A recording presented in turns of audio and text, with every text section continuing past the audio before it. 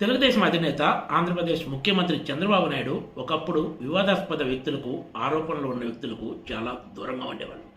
ఇప్పుడు ఆయన ఈ విషయాలను పూర్తిగా పక్కన పెట్టేసినట్లు ఉందనే అభిప్రాయం వ్యక్తమవుతుంది. ఎందుకంటే అవేమీ పట్టించుకోకుండా ఆయన ముందుకు సాగటమే దీనికి ప్రధాన కారణం. ఇటీవలే అత్యంత వివాదాస్పదమైన సానా సతీష్కు టీడీపీ తరపున రాజ్యసభ సీటు ఇవ్వటం కూడా టీడీపీ నాయకులనే నిశ్చేష్టం చేసింది. ఎందుకంటే సానా సతీష్పై ఎన్నో ఆరోపణలు ఉన్నాయి. మెగా ఇంజనీరింగ్ అధినేత మెగా కృష్ణారెడ్డిపై ఉన్న ఆరోపణలు అన్నీ ఇన్ని కావు.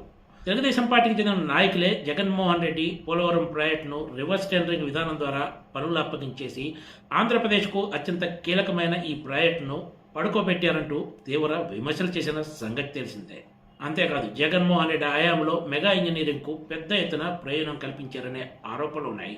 అయినా సరే చంద్రబాబు నాయుడు ఇవేమీ పట్టించుకోకుండా శనివారం నాడు మెగా కృష్ణారెడ్డితో కలిసి డోకిపల్లిలోని వెంకటేశ్వర స్వామి ఆలయాన్ని దర్శించుకున్నారు. దేవాలయానికి వెళ్ళటాన్ని ఎవరు తప్పుపెట్టరు. కానీ ఎవరితో వెళ్ళాము, వాళ్ళు ఎవరు అనే విషయం ఖచ్చితంగా చర్చనీయాంశం అవుతుందంటంలో ఏమాత్రం సందేహం లేదు. శనివారం నాడు చంద్రబాబు నాయుడు డోకుపర్రు దేవాలయాన్ని సందర్శించిన తర్వాత పార్టీ నాయకులకు, కేడర్కు ఇచ్చిన సందేశం ఏంటి అన్న చర్చ సాగుతుంది. మెగా మేము ఒకటే అన్న సందేశాన్ని ఆయన స్పష్టంగా పంపినట్లయిందనే అభిప్రాయం కూడా పార్టీ నాయకులు వ్యక్తం చేస్తున్నారు.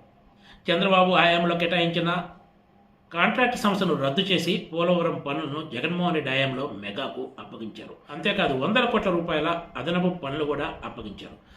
కానీ చంద్రబాబు నాయుడు ఇప్పుడు వాటి ఊసెత్తటం లేదు. పైగా ఇప్పుడు మెగాతోనే పోలవరం పనులను కొనసాగించాలని నిర్ణయం తీసుకున్నారు.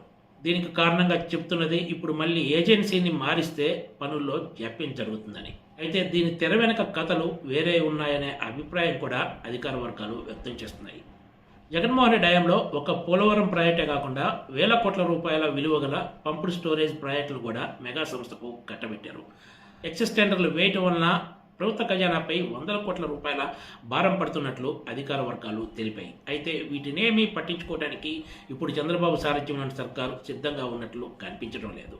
రాబోయే రోజుల్లో మెగా ఇంజనీరింగ్కు అదనంగా 1000 కోట్ల రూపాయల ప్రాజెక్టులు ఇచ్చినా కూడా ఆశ్చర్యపోవాల్సిన అవసరం లేదనే చర్చ అధికార వర్గాల్లోనే సాగుతోంది. పోలవరం పంపుడు స్టోరేజ్ విద్యుత్ ప్రాజెక్టులే కాదు, మెడికల్ కాలేజీ నిర్మాణ బాధ్యతలు కూడా జగన్ హయాంలో మెగానే దక్కించుకుంది. ఇదే మెగాపై జగన్మోహన్ రెడ్డి ప్రతిపక్షంలో ఉండగా పట్టిసీమలో పెద్ద ఎత్తున అవినీతి జరిగిందంటూ ఆరోపణలు గుప్పించారు. అధికారంలోకి వచ్చాక మాత్రం పోలవరం ప్రాజెక్టుతో పాటు 1000 కోట్ల రూపాయల పనులు అప్పగించారు. ఇప్పుడు చంద్రబాబు నాయుడు కూడా జగన్ హయాంలో ఇచ్చిన పోలవరం వంటి ప్రాజెక్టును టచ్ చేయకుండా మెగా మేము ఒక్కటే అనే సంకేతాలను అందరికీ పంపించారు అనే అభిప్రాయం వ్యక్తమవుతుంది. Please subscribe TGTV.